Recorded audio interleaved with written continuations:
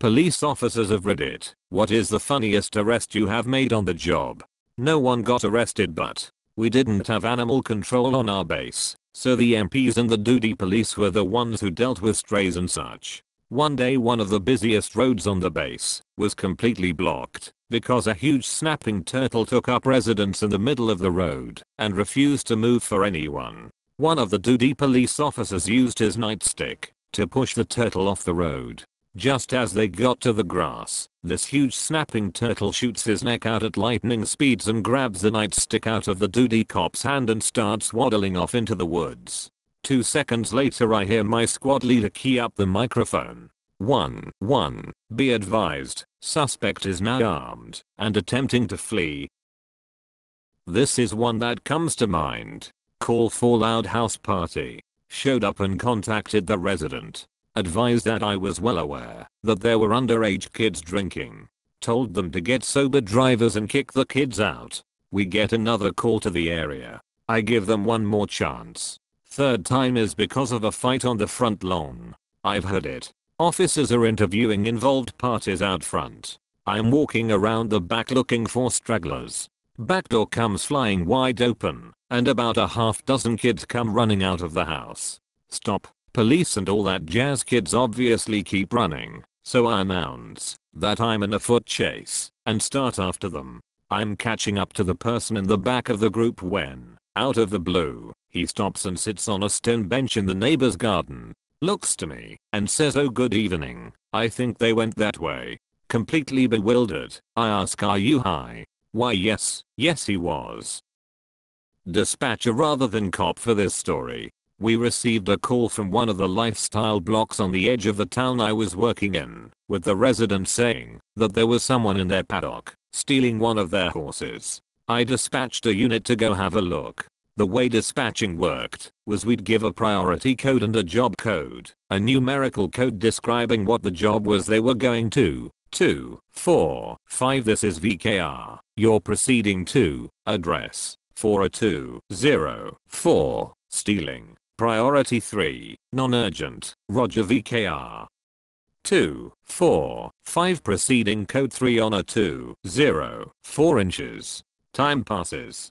VKR. 2, 4, 5. Off at address. More time passes. Then a voice comes on the radio, completely unintelligible. After about 3 attempts, they managed to get out. VKR. This is 2, 4, 5. Go ahead. Yeah.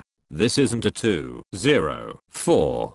This is a 4, 0, 5/6, 0, 8 inches. Me and the other dispatcher look at each other in confusion. Those aren't job codes we use at all. We pulled out our quick reference sheet 40 and 5608. That's a sexual assault / stock related. Needless to say, the gentleman in question hadn't been stealing the horse. Sometimes I get bored and listen to the dispatch radio for my county. One day while listening they started saying something like "suspect Tucker right down 3 road." So I thought that there might be a chance that it was my street. Ran downstairs, out to that front porch to watch for a car chance. A few minutes pass when I'm about to give up and go inside when I hear sirens. About a minute later, I see a guy in boxes on a horse going down the street followed by a couple officers on foot and a car. Turns out, there was a drug house disguised as a farm that breeds horses just out of town. There was a drug raid and the guy ran on one of the horses. I hate to be the not me, but this story is too funny not to tell. When my mom was working at the sheriff's department, over 20 years ago now, they got a 911 call from a girl who said the gas station she worked at was in the process of being robbed. The girl was calm, told the officers she wasn't in danger, but that they shouldn't take too long getting there.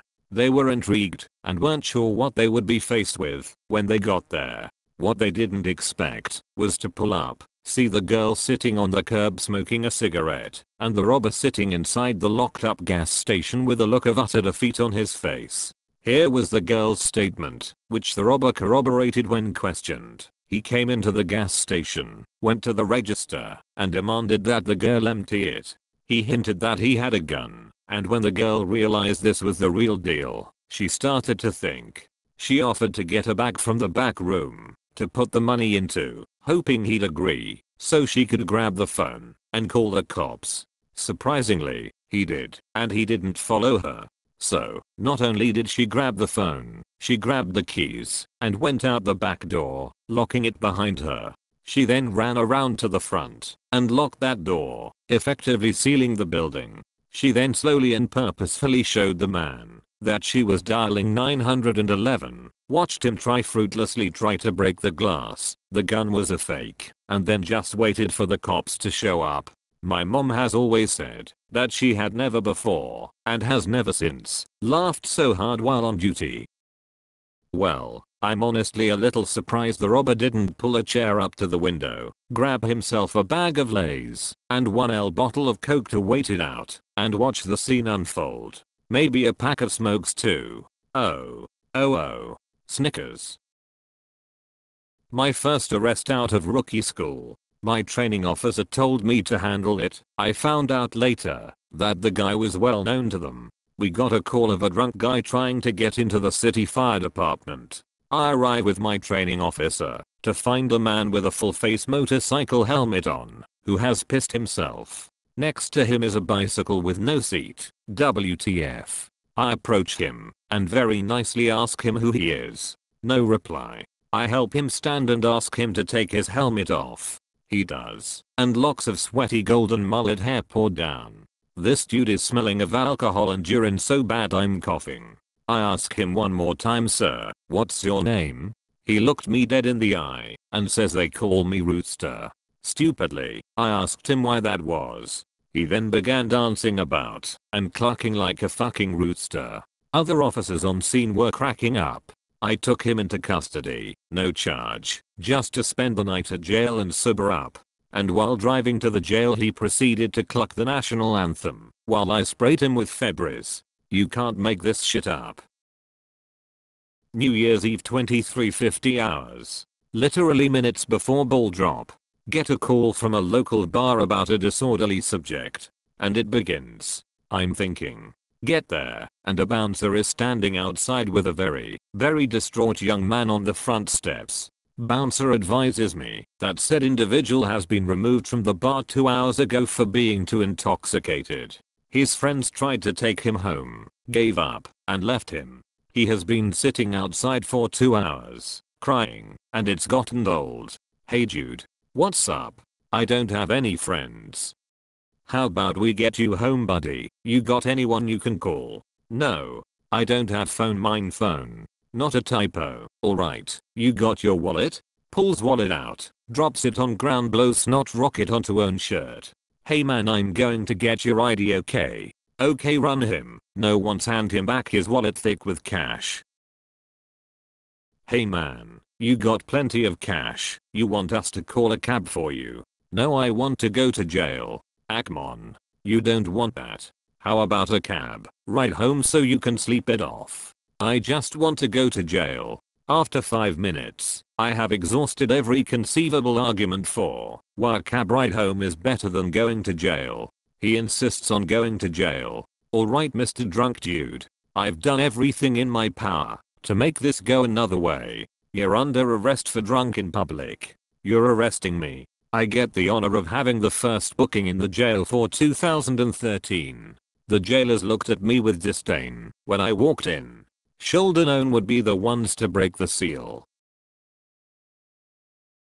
One of my best friends is a cop.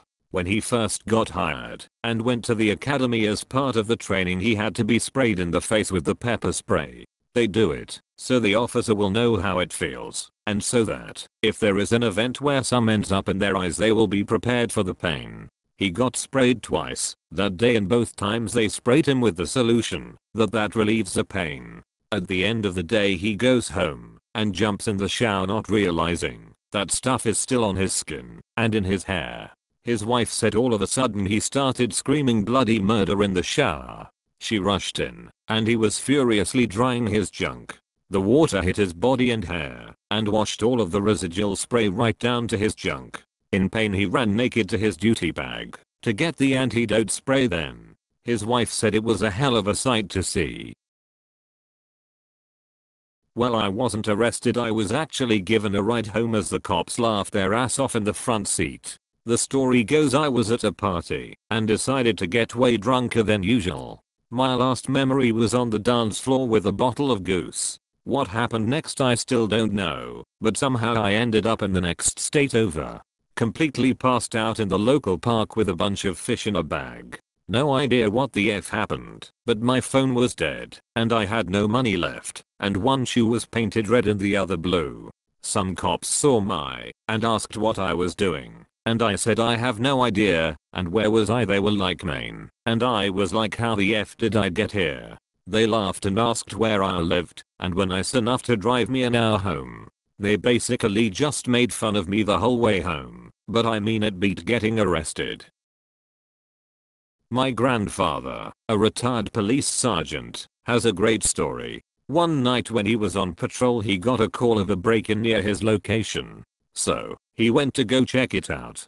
He gets to the house and sees this guy holding a stereo climbing out the window backwards. My grandpa decides to have some fun. He creeps up behind the guy and screams, "Boom offo." The dude drops the stereo and literally shits himself. He gets arrested and taken in with shit in his pants.